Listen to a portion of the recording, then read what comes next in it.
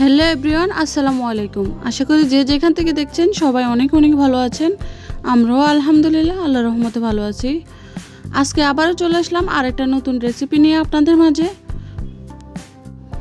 আজকের রেসিপি হলো পুরান ঢাকা স্টাইলে গরু মাংস তেহারি। তো কীভাবে রান্না করেছি তা আপনাদেরকে দেখিয়ে দেব। আর খুবই সহজে রান্না করা যায়। আর বাসায় তৈরি করা মশলা দিয়ে এই তেহারিটা রান্না করে নিয়েছি। তো চলেন তেহারির রেসিপিটা আপনাদের সাথে শেয়ার করা যাক। তো তেহারি রান্না করার জন্য যা যা উপকরণ লাগবে সব কিছু আমি এখানে সাজিয়ে নিয়েছি। এখানে নিয়ে নিলাম গরু মাংস, সাথে নিয়ে নিলাম কিছু মশলাপাতি। তো এখানে আছে 4 টুকরা দারচিনি, 2টা তেজপাতা মাঝখান থেকে ফালি করে নিয়েছি, আর নিয়ে নিলাম 6টা এলাচ, আর নিয়ে নিলাম 10-12টা কাঁচামরিচ ভেঙে নিয়েছি, আর নিয়ে নিয়েছি এখানে প্রায় 1.5 টেবিল চামচের মতো মশলা, তেহারি মশলা, আর নিয়ে নিলাম টক দই, পেঁয়াজ কুচি। চুলাতে একটা পাতিল বসিয়ে দিলাম। এখানে দিয়ে দেব 1 কাপ পরিমাণের তেল। তো ভালোভাবে গরম হতে দিয়ে দিলাম তেলটাকে। তো তেলটা ভালোভাবে গরম হয়ে গেছে, এখন দিয়ে দেব পেঁয়াজ কুচি। তো এখানে বড় সাইজের 3টে পেঁয়াজ কুচি আছে, এখন দিয়ে দিলাম। এখন ভালোভাবে নেড়ে নিচ্ছি।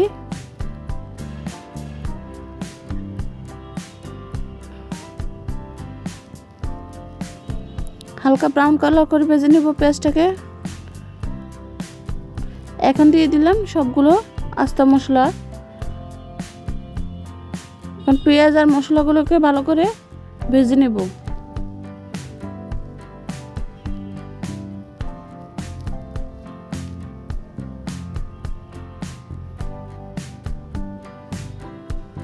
এই তো দেখতে পাচ্ছেন আমি একটু হালকা ব্রাউন কালার করে ভেজে নিচ্ছি। তো পেঁয়াজটাকে হালকা ব্রাউন কালার করে ভেজে নেওয়া হয়ে গেছে। এখন এর মধ্যে দিয়ে দেব আদা রসুন পেস্ট, দিয়ে দেব 1.5 টেবিল চামচ রসুন পেস্ট, আর দিয়ে দেব 1.5 টেবিল চামচ আদা পেস্ট। এই তো এখন মশলাটাকেও ভালোভাবে নেড়ে নেব।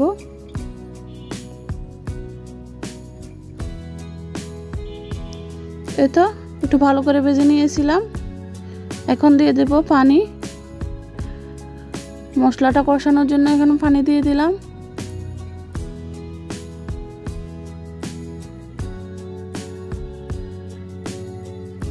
পানিটা ফুটে উঠেছে, এখন দিয়ে দেব তেহারি মশলাটা। তো তেহারি মশলাটা আমার বাসায় তৈরি করে নিয়েছি। আপনারা যদি চান আমি তেহারি মশলার রেসিপিটাও দিব, আপনাদের সাথে শেয়ার করব। আর এখানে দিয়ে দিলাম কাঁচামরিচ। তো একটু নেড়ে নিচ্ছি। এখন দিয়ে দিব স্বাদ মতো লবণ। আপনারা আপনাদের স্বাদ অনুযায়ী লবণ ব্যবহার করবেন এখানে।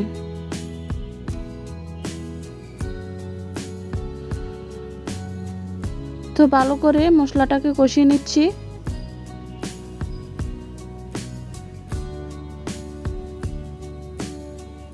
মশলাটা কষানো হয়ে গেছে, এখন দিয়ে দিলাম মাংসগুলো।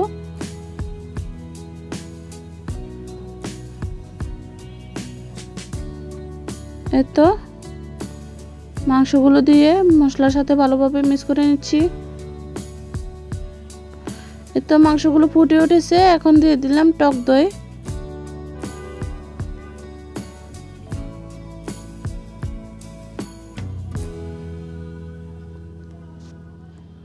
তো টক দইটা মাংসের সাথে ভালোভাবে মিক্স করে নিচ্ছি। এই তো দেখতে পাচ্ছেন মাংসটা ভালোভাবে কষিয়ে উপর থেকে তেল উঠে আসছে।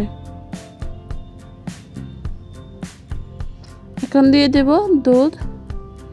এখানে আমি 1 মগ দুধ গুলিয়ে নিয়েছি, পাউডারের দুধ। আপনারা চাইলে লিকুইড দুধটাও ব্যবহার করতে পারেন। তো আমি পাউডার দুধটা দিয়ে দিলাম, দিয়ে মাংসটা হতে দিয়ে দেব। এই তো মাংসটা হয়ে গেছে, আর দুধের পানিটাও টেনে গেছে। তো আমি আর একটু পানিটা টেনে নেব। এই তো দেখতে পাচ্ছেন আমার মাংসটা পারফেক্টভাবে হয়ে গেছে, তেল উপর দিয়ে বেশি উঠেছে।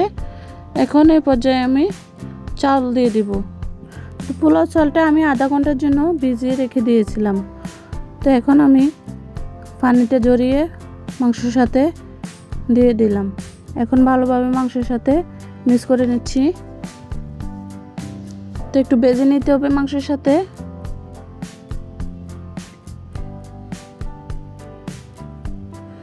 পারফেক্টভাবে ঝরঝরা তেহারি করতে চাইলে আপনারা অবশ্যই পোলাও চালটাকে আধা ঘন্টা আগে ভিজিয়ে রেখে দিবেন।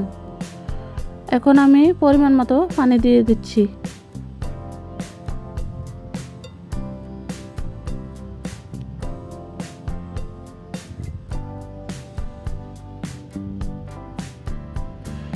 তো পানি দেওয়া হয়ে গেছে, এখন আমি ফোটা পর্যন্ত অপেক্ষা করব।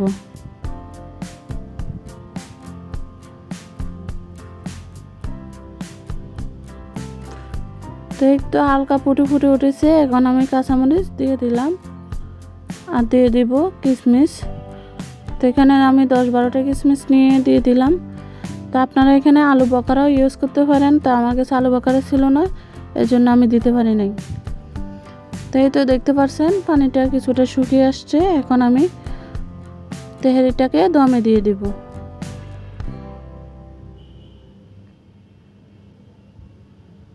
এই তো ঢাকনা দিয়ে দমে দিয়ে দিচ্ছি। এই তো আমার তেহারিটা ফুটে উঠেছে। ঢাকনাটা সরিয়ে এখন আমি একটু নেড়ে দিয়েছি। এখন দিয়ে দিলাম উপর দিয়ে একটু ঘি দিয়ে দিলাম প্রায় 1 টেবিল চামচের মতন, আর দিয়ে দিব কেওড়া আর গোলাপ জল মিক্স। তো তেহারির সাথে আমার একটু আলু খেতে পছন্দ, ভালো লাগে। তো আমি আলু আগে থেকে ভেজে রেখে দিয়েছি, লবণ দিয়ে সিদ্ধ করে আলুটাকে ভেজে রেখে দিয়েছিলাম। এখন আমি দিয়ে দিলাম। তো আমার তেহারিটা পারফেক্টভাবে রান্না হয়ে গেছে, এখন আমি নামিয়ে নেব। এই তো দেখতে পাচ্ছেন আমার তেহারিটা সুন্দর মতো রান্না হয়ে গেছে। এখন আমি নামিয়ে নিয়েছি। কতটা ঝরঝরা হয়েছে দেখতে পাচ্ছেন, সেম রেস্টুরেন্টের মতন স্বাদ আসছে। তা আপনারা এভাবে বাসায় ট্রাই করে দেখবেন। বাসায় বিভিন্ন অনুষ্ঠানে এভাবেও তেহারি রান্না করে নিতে পারবেন।